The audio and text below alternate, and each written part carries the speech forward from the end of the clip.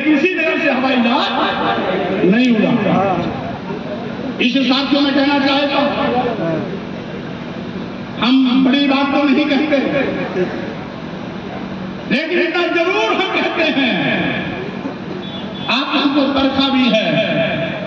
मेरा मुद्दा था विकास किया है, विकास करेंगे, जन जन का सम्मान करेंगे।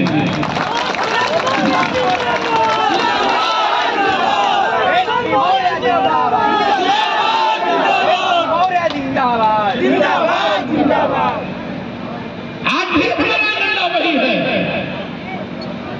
विकास किया है, विकास करेंगे, जन जन का सम्मान भी करेंगे। साथियों,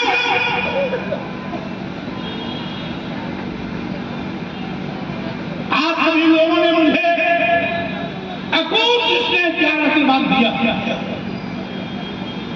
जिसके चलते मैं कई बार आपकी धरती से विधायक बना, सरकार में मंत्री बना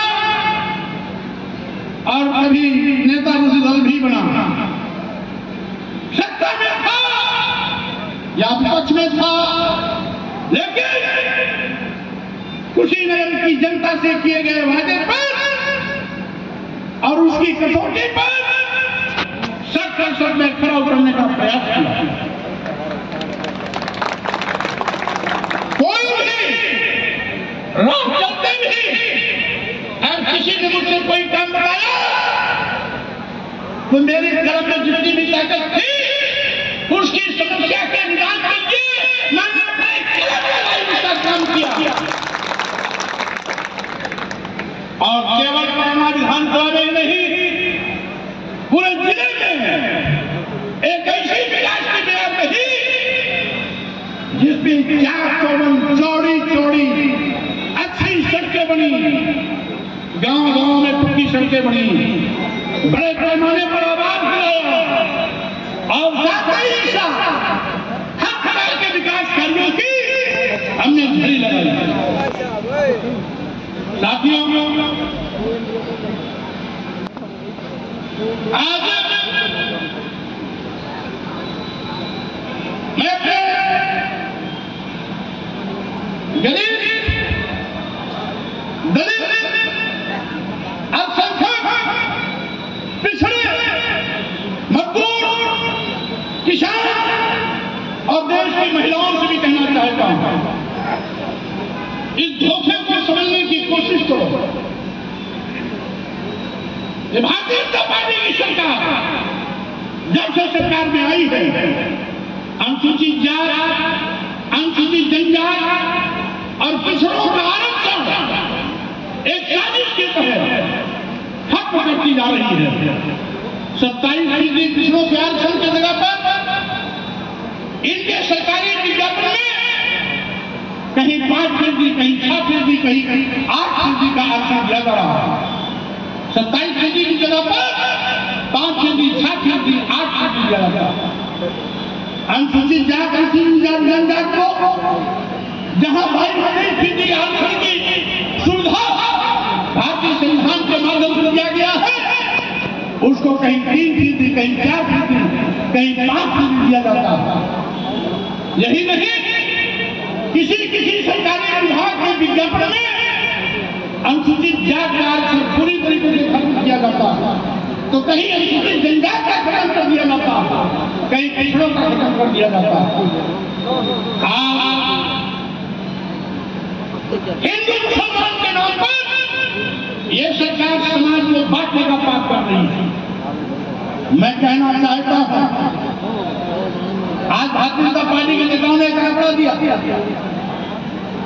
कि मुस्लिम समाज की आबादी इतनी बढ़ी। आप केवल मुस्लिम समाज का आंकड़ा क्यों लेते हो? हमारे गरीब भाइयों को ले लो, आदिवासियों को ले लो, उनमें भी आबादी बढ़ी, क्योंकि जिस समाज में शिक्षा का अभाव होगा, सरकारी नौकरियों का अभाव होगा,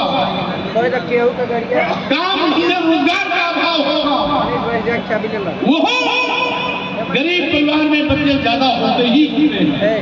पढ़ा लिखा परिवार चाहे मुसलमान का हो,